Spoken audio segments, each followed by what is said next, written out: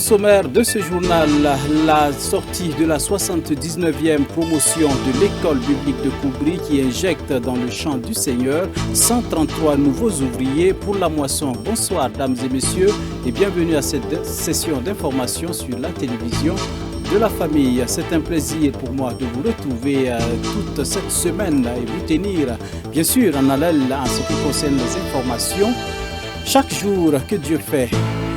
Alors sans transition aucune, nous le disions tantôt, eh bien dimanche dernier, sinon samedi dernier, à l'école biblique Koubri, ils ont été baptisés Maranatha, ce qui veut dire Jésus revient. Eux, ce sont les 133 lauréats de la 79e promotion de l'école biblique de Koubri qui sont désormais prêts à servir le Seigneur. Cette cérémonie de graduation a vu la participation du premier responsable de l'organisation Priority One Mission, laquelle organisation a investi pour la formation, sinon les écoles bibliques du Burkina Faso, plus d'1,2 milliard de francs CFA. Le résumé de la cérémonie de sortie de promotion, la 79e, dans ce élément signé Odette Zouangena et Yannick Kaboré. Sortie publique officielle et définitive de nouveaux serviteurs de l'école biblique de Koubri. Ces 133 lauréats sont aptes à faire valoir leur parchemin de fin de formation en étant des modèles en foi et en parole, bref, à servir désormais avec zèle le Seigneur Jésus-Christ. Nous sommes très contents, nous sommes heureux de les avoir formés. En tout cas, leurs prestations avant ce jour nous réjouit beaucoup et nous sommes certains que certainement s'ils mettent en pratique ce qu'ils ont appris ici, comme il a été dit à l'intérieur, les âmes seront sauvées et le royaume de Dieu sera donc davantage élargi. Nous sommes vraiment satisfaits de les avoir formés. Cette 79e promotion de l'école biblique de Koubri est issue des différentes régions ecclésiastiques des assemblées de Dieu du Burkina Faso. Elle a reçu les rudiments nécessaires courant ces 3 années de formation pour œuvrer avec abnégation et accomplir la grande commission de Christ. D'où le choix du nom de baptême Maranatha, c'est-à-dire Jésus vient. La prochaine étape, c'est la victoire, c'est l'évangélisation, c'est la propagation de la bonne nouvelle pour sauver les âmes en Christ, pour l'agrandissement du royaume de Dieu. Nous disons merci à Dieu aussi et pour la vie de nos encadreurs, le papa directeur et ses collaborateurs. Ils nous ont accompagnés, ils nous ont soutenus en toutes choses. Que le Seigneur les bénisse et que Dieu nous accompagne aussi dans l'œuvre au nom de Jésus. Dans cette année aussi, nous avons reçu beaucoup d'enseignements qui vont nous aider dans l'œuvre que nous allons faire pour le service de Dieu. Étant ici, nous avons accueilli beaucoup de choses dans le cadre de l'Église et nous proposons aussi dans le ministère et d'aider le mari et avec aussi son accord, aider les autres femmes à pouvoir œuvrer pour le Seigneur parce que le Seigneur a besoin des femmes pour son œuvre. Il y a effectivement eu des hauts et des bas, mais dans toutes ces choses, l'Éternel était toujours présent à nos côtés. Voici mon épouse qui est à côté de moi. Nous avions traversé des difficultés, mais l'Éternel nous a toujours soutenus. Voilà pourquoi nous sommes là aujourd'hui heureux de recevoir ces diplômes.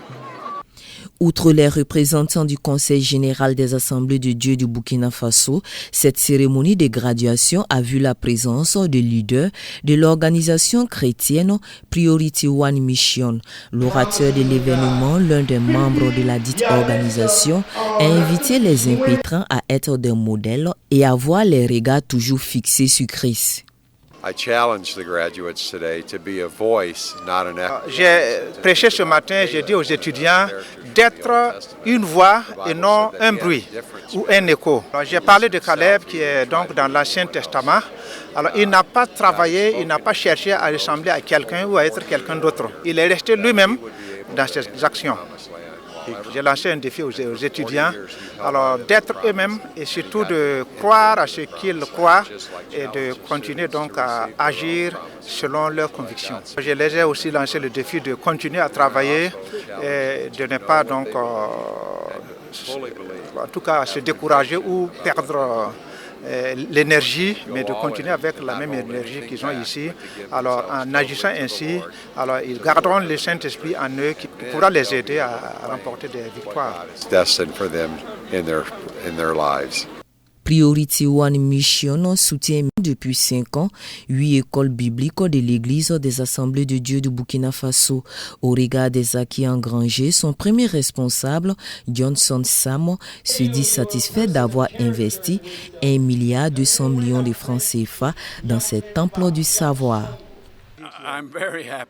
Je suis très heureux de ce que nous avons déjà réalisé ici et je suis particulièrement très heureux donc de voir tout ce peuple, tout ce monde ici heureux au Burkina Faso ici. Et nous sommes fiers d'avoir investi dans ce pays. Alors Jésus est venu il y a 2000 ans, il a eu 12 disciples. Alors qu'il a enseigné à prêcher l'évangile, c'est sûr qu'on ne les a pas vus recevoir leur graduation comme nous le faisons aujourd'hui, mais par l'aide du Saint-Esprit, ils ont pu répandre la parole de Dieu à travers le monde et nous sommes vraiment heureux de voir que cette œuvre-là continue avec nous aujourd'hui. Cette remise de diplôme marque la fin de l'année académique 2022-2023 et celle de 2023-2024 s'annonce d'ores et déjà avec l'épreuve du test d'entrée prévu pour le 4 août prochain.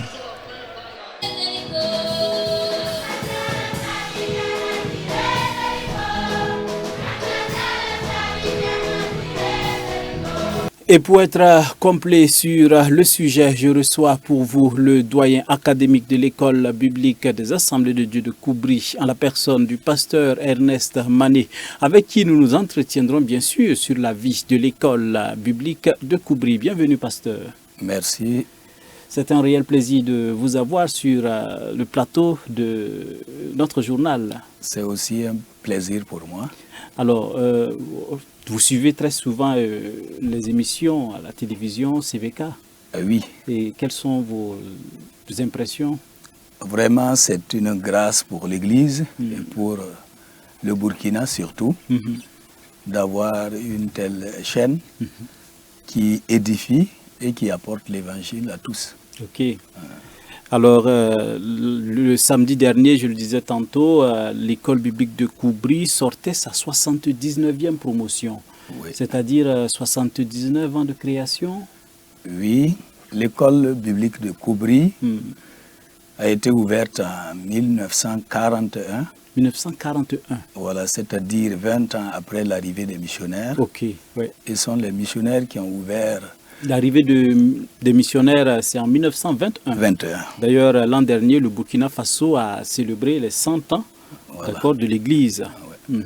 Et ils l'ont ouvert à Koubkoutro de 1941 à 1951. Nous parlons de l'école biblique de Koubri maintenant. Oui, voilà. Et en 1952, ils sont venus sur le site actuel, Nakbagré. Voilà. Et le premier directeur fut le pasteur Wilson Arthur. Le premier directeur noir fut le pasteur Zabré Sirbé-Wenne. Qui se repose voilà, de 16 heures. Le directeur actuel, c'est le pasteur Dr Zefte Sawadogo. Voilà.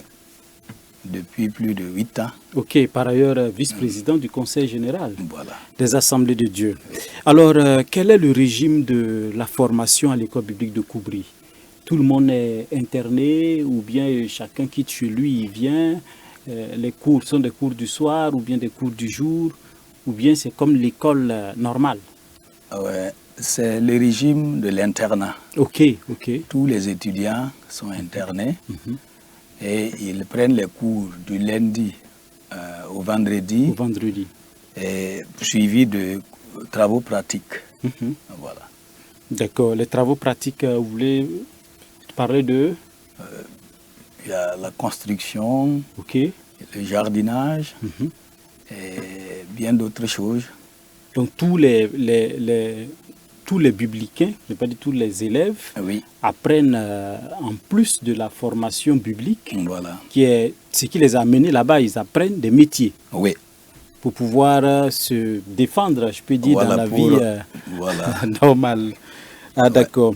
Alors, durant ces 3 ans de formation, au-delà de ces activités pratiques, l'élevage, l'agriculture dont vous parlez tantôt, la maçonnerie, vous avez dit, et la menuiserie, entre autres, au-delà de ces disciplines-là, qu'est-ce qu'ils apprennent concrètement aussi?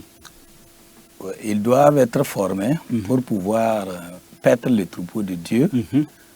Donc, on leur apprend de la première jusqu'à la 3e année, et ils reçoivent 36 cours systématiques. Voilà. Et en première année, par exemple, ils font de Christologie, plutôt la Christologie, ils étudient les actes des apôtres, et le survol de l'Ancien Testament, le survol du Nouveau Testament. En deuxième année, il y a l'évangélisation, il y a les ministères de puissance, plus la bibliologie, etc. En troisième année, il y a des matières telles que les prophètes majeurs, la théologie pastorale, les épîtres générales, etc. Le programme est assez vaste, vous avez dit tantôt, 36 cours, c'est comme si c'est 12 cours par année. Voilà, 12 cours par an, et ce, sur 3 ans. Et vous arrivez à sortir des ouvriers équipés, prêts pour le champ missionnaire. Alors, c'est la sortie, sinon c'était la sortie samedi dernier. Et la prochaine rentrée, c'est quand? La rentrée, c'est en octobre, le 10 octobre. Ok, le 10 octobre. D'accord. Et quelles sont les conditions? Quelqu'un qui voudrait aller à cette école-là? Oui, à partir du 4 août, il y aura le test d'entrée. Et nous recevons les candidats qui ont été recommandés par leur pasteur, leur sous-région et leur région, par rapport à leur témoignage, parce qu'ils doivent être nés de nouveau et jouir d'un bon témoignage à l'église et à l'extérieur de l'église. Donc, ils vont subir un test d'entrée. S'ils sont admis, voilà, ils prennent les cours avec nous. D'accord. Alors, cette formation, ou bien dans cette école-là, c'est seulement les chrétiens assemblés de Dieu, ou bien toutes les églises évangéliques peuvent apporter effectivement des élèves? Nous recevons tous les candidats des églises de la FEME, même de certaines églises qui ne sont pas reconnues par la FEME. Voilà. Qui expriment le besoin de formation. D'être formé. Voilà. D'accord. Vraiment, merci beaucoup, pasteur, d'être passé sur notre plateau. Et merci pour ces éclairages en ce qui concerne l'Institut biblique de formation. Voilà, donc, CISE à Koubri. Je rappelle voilà, que nous recevions le doyen académique de l'École biblique des Assemblées de Dieu de Koubri, en la personne du pasteur Mané Ernest. Alors, pasteur, restez avec nous pour la suite du journal. Alors, toujours l'actualité dans nos églises. Voilà, à l'occasion de la journée nationale de l'ASC, l'Association des servantes de Christ, qui se tiendra le 7 mai prochain, l'ASC du Temple Emmanuel, fait parler son cœur à l'endroit des personnes déplacées internes venues de Guibo et installées dans le quartier Wayalguin, c'est à Ouagadougou. L'association des servantes de Christ y est allée, les mains chargées de vivre et de non-vivre. Et bien entendu, pour partager, redonner le sourire à ces 453 personnes déplacées internes. Étaient présents pour nous Delphine Banissi et Gédéon Tapsoba. 1er mai, fête du travail sur ce site de personnes déplacées internes, 6 dans le quartier Wayalguin. Ces jours de fête, des sacs de riz, de l'huile, des habits, du savon et bien d'autres consommables ont été apportés par les femmes de l'Association des Servantes de Christ de l'Église des Assemblées de Dieu Temple Emmanuel de Ouagadougou. Objectif, donner un tant soit peu du sourire à ces personnes ayant fui les attaques terroristes dans leur localité d'origine et surtout obéir à la parole de Dieu. C'est juste dire qu'on a voulu répondre à l'appel que Jésus a lancé à ses disciples en leur disant de leur donner eux-mêmes à manger. Ce n'était pas la peine de renvoyer la foule qui était là présente et affamée, mais Jésus a recommandé à ses disciples de leur servir eux-mêmes à manger avec ce qu'ils avaient dans la main. Et c'est juste ce qu'on a voulu faire ce matin avec nos frères et sœurs en difficulté. Donc si j'ai un appel à lancer, c'est appeler toutes nos sœurs dans les églises qui sont en train de célébrer la semaine de l'ASC à penser à toutes ces personnes en difficulté, que tout geste qui peut être fait pour un peu supporter leur douleur soit fait. Une activité qui entre dans le cadre de la célébration de la journée nationale de l'ASC. Nous avons amené à manger à nos sœurs qui sont dans des difficultés, communément appelées les PDI. Nous avons du riz, de la farine, des pâtes alimentaires, du savon, en tout cas tout ce qui peut entrer dans la bouche de l'homme et puis ce qui pourrait concourir aussi à leur propriété. Voilà, c'est tout ce que nous avons amené comme don. Et en tout cas, nous pensons que ça peut vraiment leur être utile. Cette semaine est consacrée à la commémoration de la journée de l'ASC. Et c'est dans ce cadre que nous avons pensé qu'un tel geste pourrait vraiment marquer la journée. Parce qu'avant tout, on s'est dit que notre Seigneur est un Seigneur d'amour et que son évangile est holistique. C'est-à-dire qu'il s'occupe de l'âme, du corps et de l'esprit. C'est dans ce cadre que nous sommes là. Ils viennent essentiellement de Djibo, dans le Sahel burkinabé, en proie à des attaques terroristes depuis quelques années. Installés sur ce site depuis janvier 2022, ces PDI, hommes, femmes et enfants, n'ont pas manqué de remercier Jésus-Christ de leur avoir envoyé ces femmes de bonne volonté. Alors que, si tu jamais, là ton waka, là on ping tondo, on pinga. Nous sommes arrivés ici au lendemain du coup d'État perpétré contre l'ancien président Roch Kaboré. Ayant été la cible des terroristes, nous n'avons pu emporter quoi que ce soit. Installés ici, nous avons du mal à avoir de quoi nous nourrir. Nous faisons ça et là de petits boulots pour avoir à manger. Ainsi, nous sommes très heureux de ces gestes des femmes. N'eût été ce dont plusieurs allaient dormir le ventre vide cette nuit. Nous vous laissons à la grâce de Dieu et Jésus et nous saluons tous les chrétiens de votre église. Nous les souhaitons longue vie.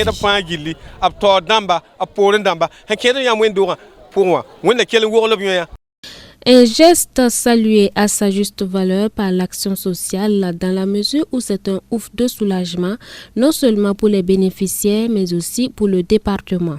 Un geste que nous accueillons à sa juste valeur. Cela vient soulager dans ce site de Wayalguin 453 personnes déplacées internes. Alors, vous voyez la composition de ce don, du riz, de l'huile, du maïs, du savon. Nous tenons vraiment du fond du cœur dire merci à l'ASE pour ce geste qui nous va vraiment droit au cœur. Ils sont plus de 450 personnes déplacées internes reparties sur 6 sites dans le quartier de Wayalguin. Des femmes ont perdu leur époux, des époux leurs femmes et surtout plusieurs enfants sont devenus orphelins suite aux violences. Et de façon unanime, un appel est lancé à toute bonne volonté qui voudrait emboîter les pas de l'ASC du Temple Emmanuel. En outre, le message reste le même, que la paix revienne au Burkina Faso.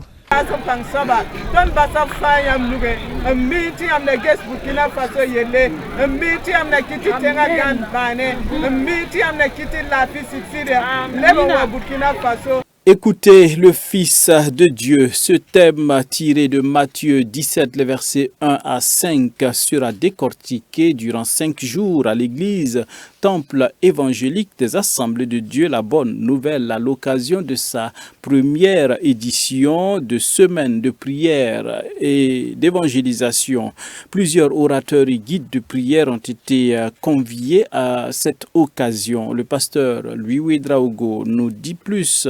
Et bien sûr, le chronogramme au micro de Odette Zouanguena et Yannick Kaboré. Partons déjà du thème, qui est un thème révélateur, un thème interpellateur. C'est encore une révélation que notre pasteur a eue. Et à partir de là, il voudrait qu'ensemble, nous puissions nous plancer autour de ce thème-là durant cette semaine. Le thème qui s'intitule « Écouter le Fils de Dieu ». Pour ce qui est du programme, nous allons entamer par un défilé. Et le défilé va commencer à partir de la boulangerie Top Pain jusqu'à l'église. Ça permettra à chacun de se défouler un peu. Maintenant, le 3 mai, à partir de 18h30 jusqu'à 21h, c'est le révérend pasteur Francis Kaboré qui va commencer à développer les thèmes. Alors Francis Kaboré, c'est le président de la région ecclésiastique de Signoret. Le jeudi, toujours à la même heure, c'est le révérend pasteur Pierre Cabré de Boussé qui va développer toujours le même thème. Maintenant, le vendredi 5 mai, toujours à la même heure, de 18h30 à 21h30, c'est le pasteur Martin Cabré qui viendra de Bobo du Lasso. Il viendra développer un sous-thème. Et le sous-thème est tiré de Matthieu 11, de versets 11 à 12. Le samedi 6 mai, et toujours à la même heure, nous aurons le pasteur Jérémy Joundi, bien connu du public burkinabé, qui va développer encore le sous-thème, mais c'est Matthieu 11, de versets 4 à 5. Le dimanche maintenant, pour terminer, le dimanche 7 mai, et ça c'est le culte qui va commencer de 7h30 à 11h. Nous aurons le pasteur Philemon Goula qui viendra de Jabré. Lui aussi, il va développer un thème tiré de Matthieu 17, les versets 10 à 12. Pour ce qui est des guides de prière, nous avons le pasteur, premier jour, le pasteur Denis Compaoré de Ouisga. Le second jour, c'est le révérend pasteur Pierre Cabré de Boussé. Et le troisième jour, c'est-à-dire le vendredi, c'est le pasteur Emmanuel Zemba de Laï. Et le quatrième jour, le samedi, c'est le pasteur Jérémy Joundi qui sera guide de prière ces jours-là. Et le dimanche maintenant, c'est le pasteur Iliboudo Michom qui va clôturer.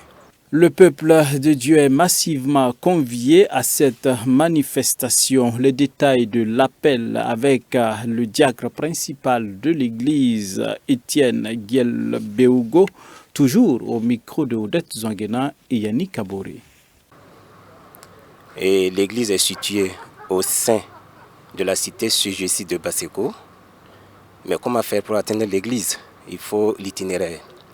L'itinéraire, on va commencer à partir du rond-point. Pas du rond-point, l'échangeur du Nord.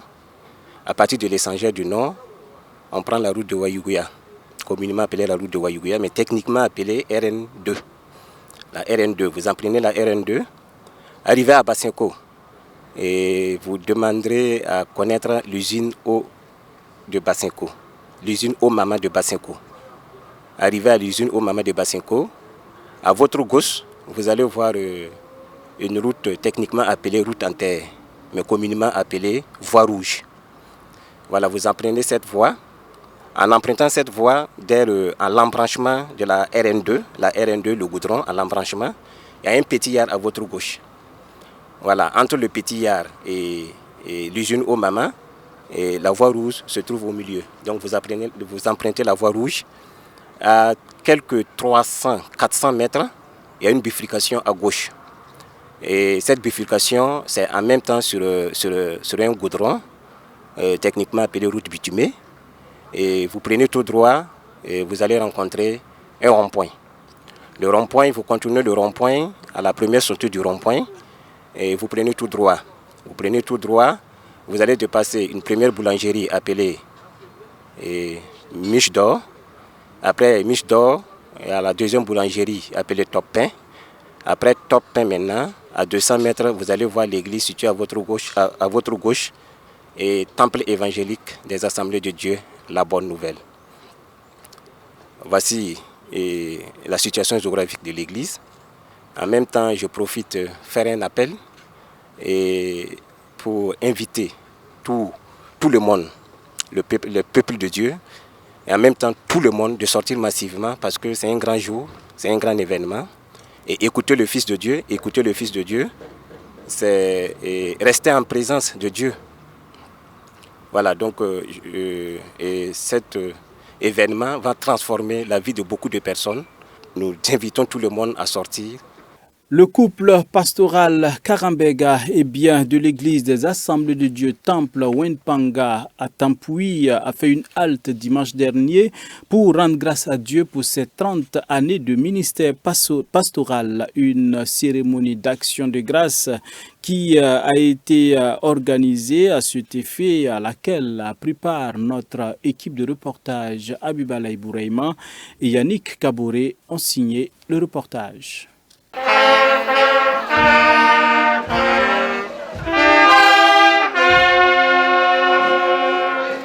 30 ans de ministère pastoral, cela mérite largement une action de grâce. Le couple pastoral Kagambega n'ont pas oublié les bienfaits de Dieu dans leur vie et ministère. Et pour dire Dieu merci, ils ont fait une halte ce dimanche 30 avril pour célébrer une action de grâce à travers chants et louanges.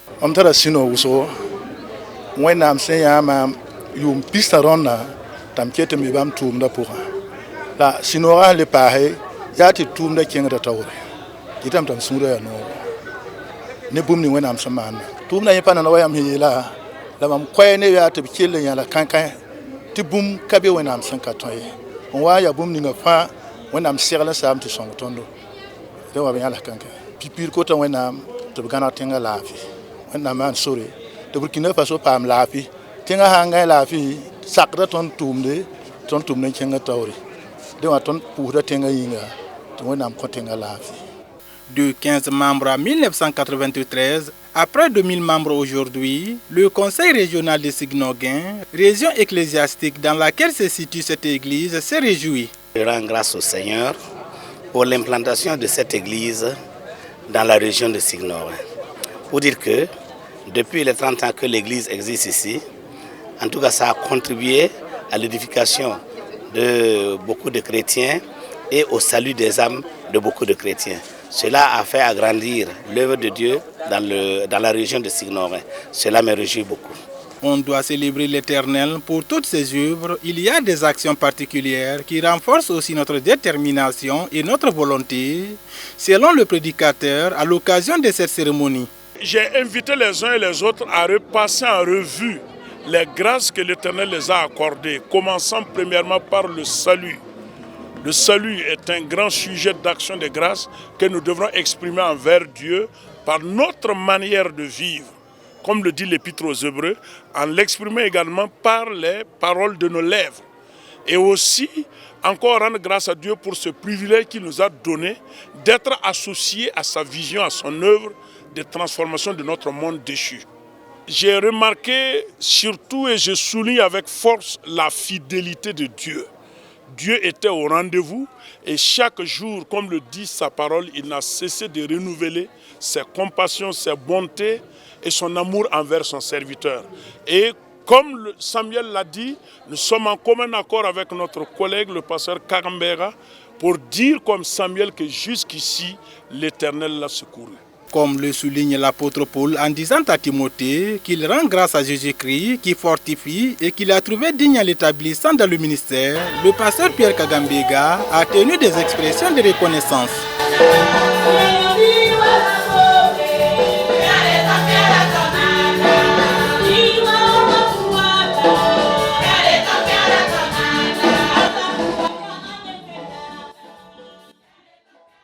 La fenêtre internationale dans cette édition au Soudan, plusieurs étudiants nigérians sont actuellement bloqués dans ce pays en proie avec la guerre qui a fait près de 500 morts depuis le début des combats. Eh bien, il y a 3 semaines environ entre belligérants et généraux rivaux. Plusieurs étudiants nigérians sont actuellement bloqués au Soudan, pays en proie à une guerre civile qui a fait près de 500 morts depuis que les combats ont éclaté entre généraux rivaux il y a environ 3 semaines. Le gouvernement nigérian a commencé à évacuer une première série d'environ 3500 de ses ressortissants, pour la plupart des étudiants par bus vers l'Égypte mercredi. Ils ont fermé les routes et ont dit qu'aucune voiture ne sortirait tant que toutes les voitures n'auraient pas été livrées. Ils n'ont livré que 5 voitures pour l'instant. Nous attendons donc 35 supplémentaires pour pouvoir évacuer. Selon les autorités nigérianes, près de 7 bus auraient quitté la capitale soudanaise en direction d'Assouan en Égypte. Cette situation résulte du fragile cessez-le-feu qui a permis le rapatriement des étrangers et aux locaux de fuir vers les pays voisins tels que l'Égypte, le Tchad et le Soudan du Sud. Selon les Nations Unies, près de 75 000 personnes auraient été déplacées. C'est tout pour ce soir, dames et messieurs. Merci de nous avoir suivis. L'essentiel de l'actualité de ce soir était bien sûr consacré à la sortie de la 79e promotion de l'école publique de Koubri 133. Ils sont les lauréats, bien sûr, à être injectés sur le champ de la mission. Puisse Dieu Tout-Puissant les accompagner avec succès dans leur ministère. Bonsoir, dames et messieurs. Merci à vous tous de nous avoir suivis. Nous prenons rendez-vous demain pour d'autres actualités. Dieu vous bénisse. Au revoir.